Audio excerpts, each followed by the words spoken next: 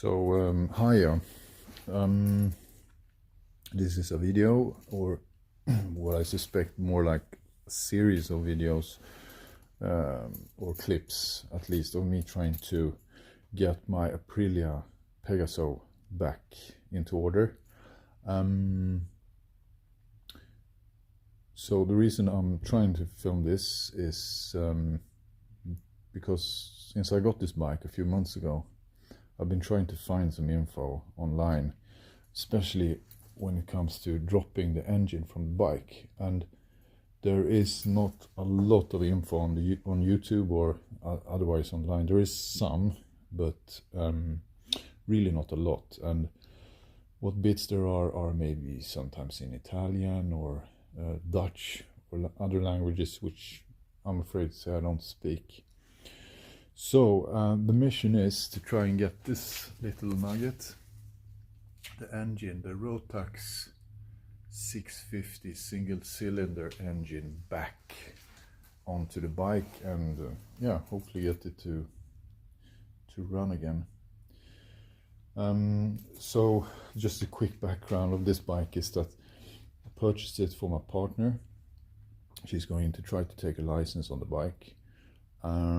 I could see straight away that there was some small problems with the bike. The fork seals were leaking, which isn't a big job, and also the water pump seals were leaking, which is apparently like a classic problem on these Rotax engines. But it's also not a big job, so I got those two things sorted straight away.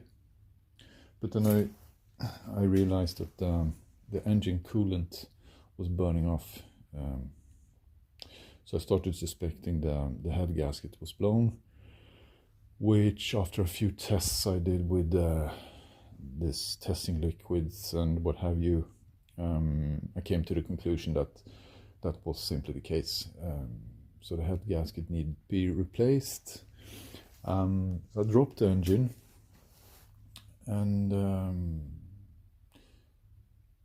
while doing so, I tried to research online and find some information about how to do it, but it wasn't anything really video wise.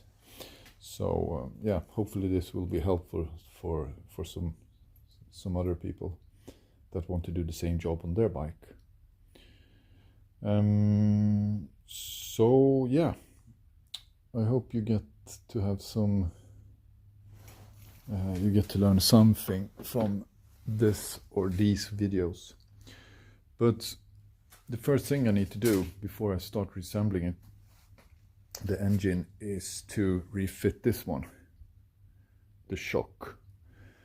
Since I wanted the bike to be a bit lower than standard, I just took off the shock to see if I could adjust the ride height with the shock, which I couldn't, because this is like the pre-adjuster version. There is also a simpler version of the shock, where you have the two rings, where I believe you can do some adjustment to the ride height, but you can't with this. So I have looked into some other options, which I will maybe get back to later on in the videos. So I'm going to start doing this. I'm going to really just cleaned up the whole thing, and I inspected it. I couldn't see any leaks, and yeah, it looks in pretty good order anyway. So I'm going to start by refitting this before I get going also with the engine. So all I've done is pretty much cleaned up the whole inside. Let's see if I get some better light. Yeah, I just cleaned up the whole assembly for the shock absorber and all that stuff. I didn't go for really squeaky clean. I just wanted to have it, you know, to see what goes where, and not make a total mess of it.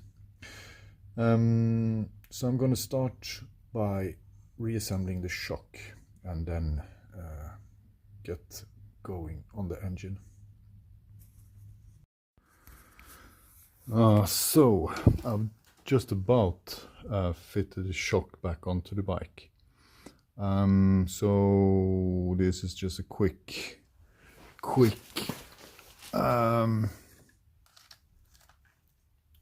of what I've done so far. So as you can see, it's a bit cramped in here.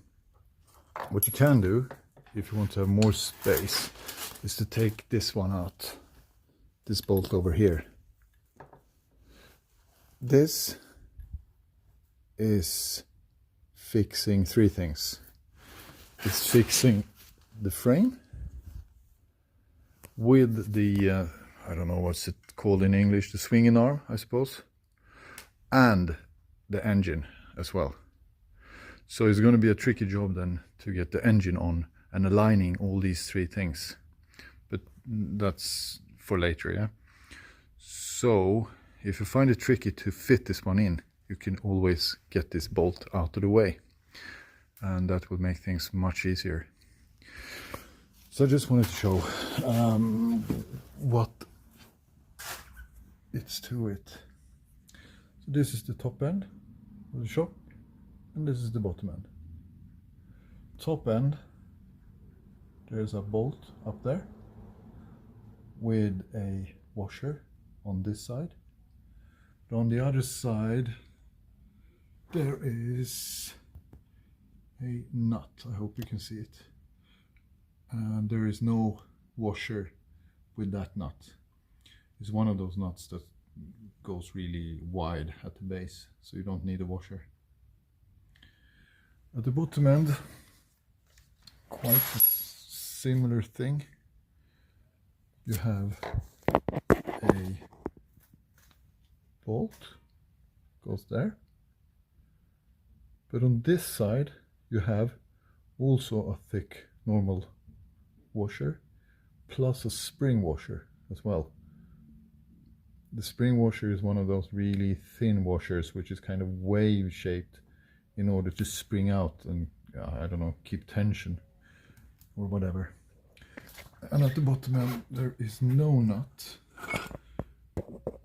because the shock absorber as such has threads in it, so you just screw the bolt into and through the shock absorber and the shock absorber assembly. And I also use some thread lock just to be sure, to be safe. Now, if you have one of these on the bike or on the shock, this pre-adjuster knob thing, no pun intended.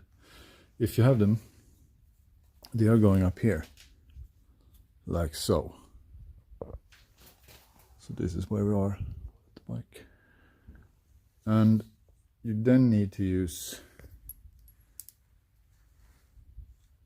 one of these, one for each of these holes. And then there's a spacer as well. Put the spacer on this side. It then goes up here.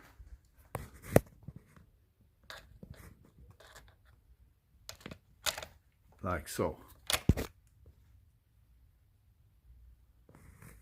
Difficult to see and difficult to film as well. So at the back end of this hole, these two holes, you have one of these nuts with it's a locking nut, I suppose it's called. So yeah, that's what I've done so far. So next step will be, yeah, probably start looking at fitting the engine back on.